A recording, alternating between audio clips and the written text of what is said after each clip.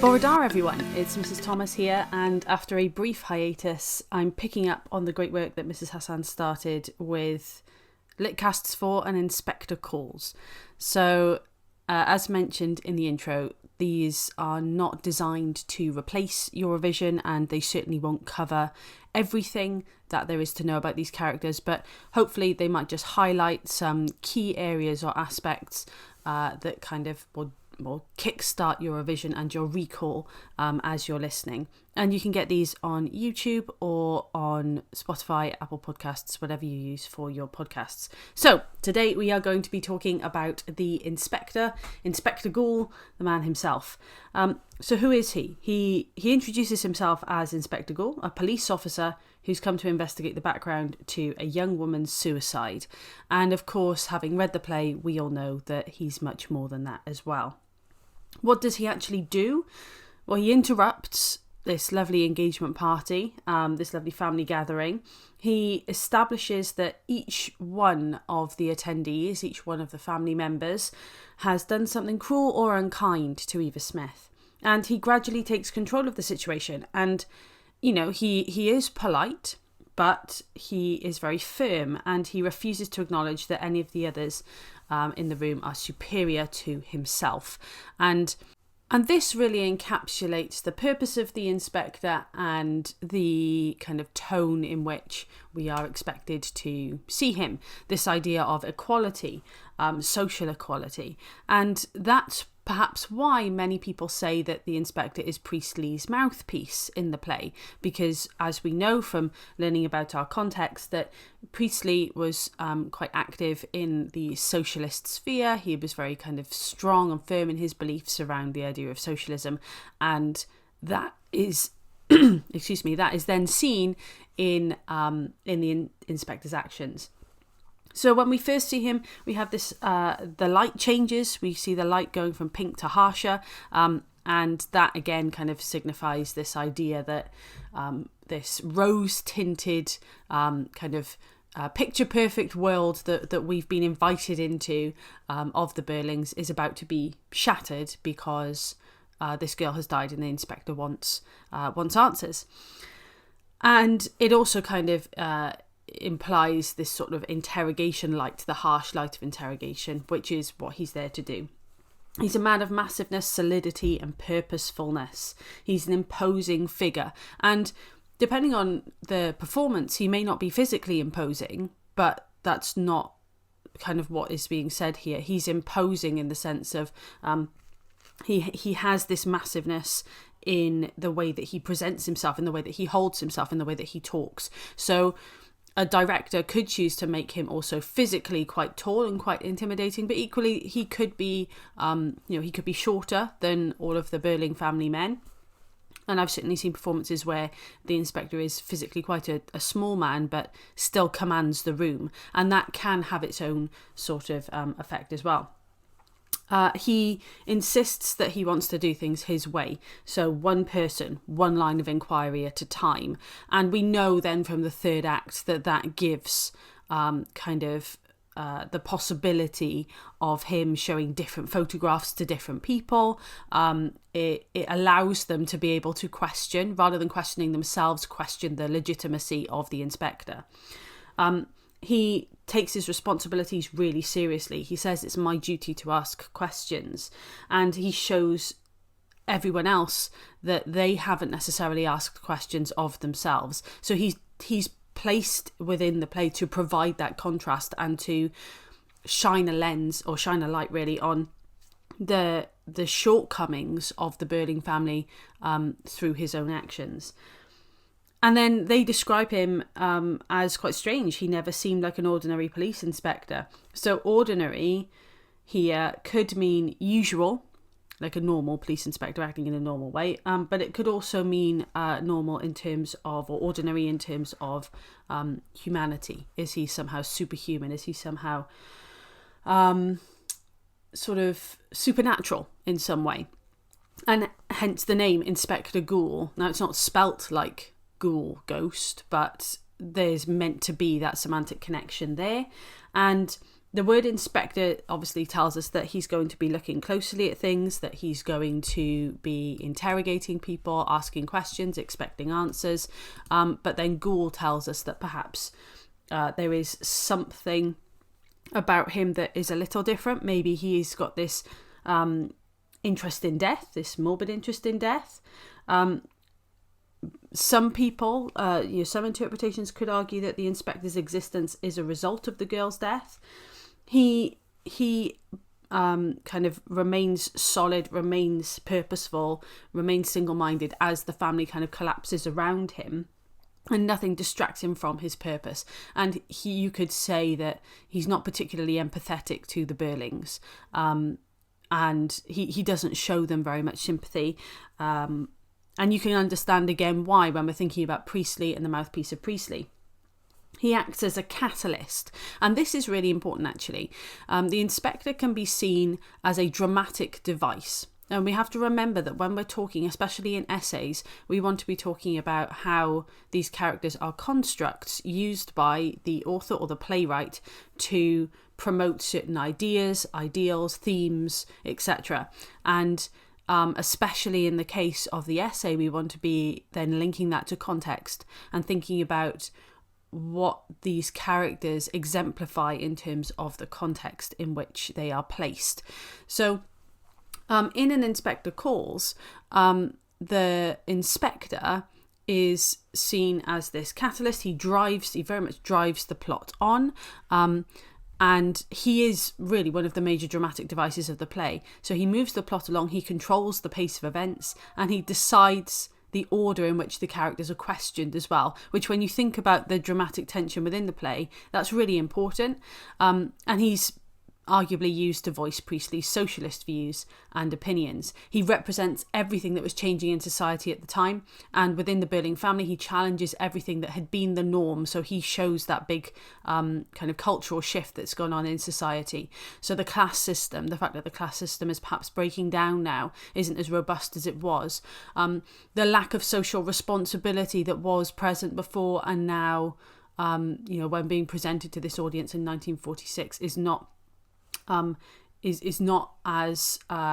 there's not that kind of distance anymore. People do feel more responsible for each other.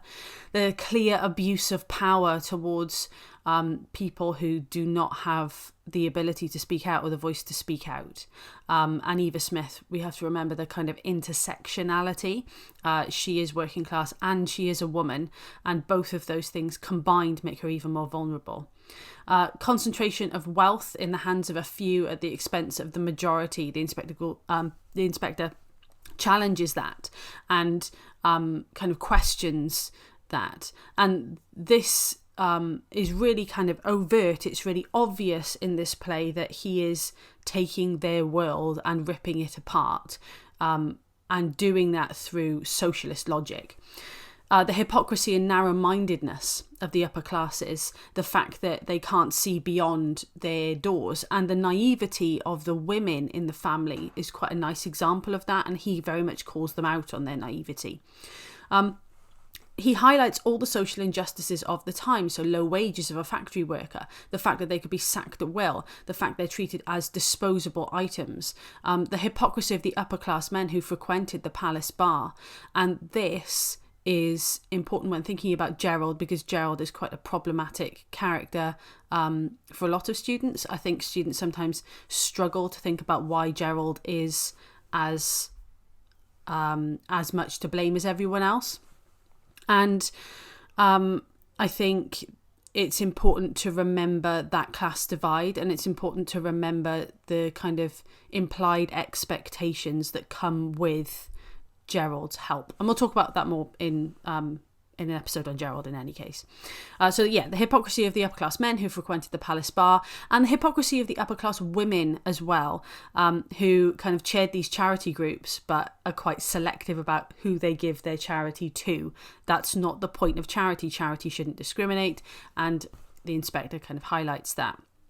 Now, if we want to get kind of a bit more abstract as well, we can think about the inspector functioning as the chorus in a traditional tragic play. So In traditional Greek plays, you have the performers and then you have the chorus, and the chorus interacts with the actors, with the characters, and comments on behalf of the audience within the world of the play. So, for example, if a character's plotting to kill someone, then the chorus would step in and kind of say, "What are you doing? Have you really thought about this?" Even though the inspector doesn't do as much singing and dancing as a traditional Greek chorus does, he does act. His function in this play definitely sort of fulfills that same role, and the play as a whole very much fulfills the traditional aspects of tragedy. The idea that it's one location, it's one plot line, and the action therefore is concentrated and made more dramatic as a result. And of course then we have the chorus, which is Inspector Gore, and his distance from the family allows him to be able to question them and kind of impose these contrasting political views on them. And one of the more famous kind of moments with the inspector is his final speech. Now, I know this isn't, if you're listening to this in 2023, this isn't in your kind of prescribed extract section, but nevertheless, it's a really important quote, and I think it's really important that everyone is really familiar with it when they're talking about the inspector. He says, "One Eva Smith is gone, but there are millions and millions and millions of Eva Smiths and John Smiths still left with us, with their lives, their hopes and fears, their suffering and chance of happiness, all intertwined with our lives and what we think and say and do. We don't live alone. We are members of one body. We are responsible for each other. And I tell you that the time will soon come when, if men will not learn that lesson, then they will be taught it in fire and blood and anguish. Good night." So, as a final speech, this is hugely important. It's the lines that we're left with from the inspector. It feels like it's the culmination of Priestley's views, and the inspector being used as his mouthpiece. But there's lines in here that are quite important. There's links to the Bible. There's kind of biblical links. We are members of one body. We are responsible for each other is an exceptionally biblical Christian sentiment, and perhaps links the inspector therefore to that kind of high moral, upstanding idea. And by doing that, very much contrasts with the Burlings and their links to the 7 deadly sins. So that sense of morality is certainly there. The fact that they'll be taught it in fire and blood and anguish. This play was written before the two great wars, the First and Second World War. So that, again, in terms of context, is really important, because in the First and Second World War, lots of these ideals, in particular the class system, was damaged hugely because of the necessity of people needing to go to war, and then the change in mindset because you had people of different classes fighting side by side and saving each other's lives. So that's where that lesson was taught, in fire and blood and anguish. And as a speech as well, we have this idea that he's taken this story and he's widening it hugely. The one Eva Smith is gone, but there are millions and millions and millions of Eva Smiths and John Smiths still left with us. We're not talking about Eva Smith anymore. We're talking about the entirety of the working class, the entirety of people who need our help. And you can think about, in modern day, groups of people who might need our help, people who are climate refugees, people who are refugees of war, these sorts of groups of people who, right down to sort of people who need the NHS more often than other people. That is still the idea of society helping those people out. And he's kind of widening that remit and kind of encouraging us to think about society at large, which again shows that perhaps he could be Priestley's mouthpiece, represent the fact that he's representing this very socialist view and very much contrasting with what the Burlings are saying. And there's other lovely quotes throughout. I'll just give you a very quick selection. Things like, I don't play golf. Well, the connotations of golf being more of a middle upper class pastime.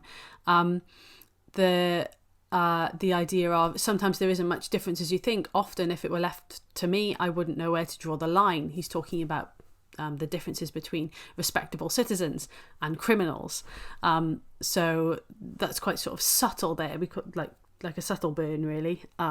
Thinking about, again, who draws the line, who has the authority, who has the responsibility to draw the line between who's a criminal and who's not, and why should people from middle and upper class backgrounds be able to get away with things when working class people can't get away with anything, even if they're doing everything right. He's also very harsh. He says, yes, but you can't. It's too late. She's dead. And those repeated very short declarative sentences are stating really harsh facts, which very much contrasts with Burling's sort of waffling speeches before the inspector arrives, with lots of euphemisms and things. The inspector's language contrasts with Burling. So everything about the inspector, right down to his use of language, semantics, rhetoric, it all contrasts with him, again, to show that they are absolute opposite ends of this spectrum of the way that they view the world. And really the inspector is put here to be the antithesis of Mr. Burling and the Burlings as a whole. And also to interrogate them and to ensure that they do take responsibility. You could also argue that his fire and blood and anguish is referring to right at the end of the play, where that phone rings again because they haven't taken responsibility. So even though it would be quite a dramatic way to talk about a phone call, he could also be referring to that. So that's a little bit on the inspector. If you were to write about him in your essays, then again, remember to refer to him in terms of context. So thinking about the fact that he is the antithesis of the Burling family, that he is promoting these socialist views and he's very clear about that, and potentially that he's Priestley's mouthpiece. And also remember that all of these characters are constructs. So the characters don't exist. The author exists, and he's using these characters as tools, as rhetorical devices, as dramatic devices to tell us a story and to express, in this case, Priestley's socialist views. So that's everything on the inspector. I hope it was useful. I hope it was helpful. Of course, everything that I've talked about today, all of the notes, all of the ideas are available in the revision resources that your teachers are giving you, and in the revision guides that you can buy really cheaply or that the school has available for you as well. I hope this helps with your revision, and I'll see you in the next one. Goodbye.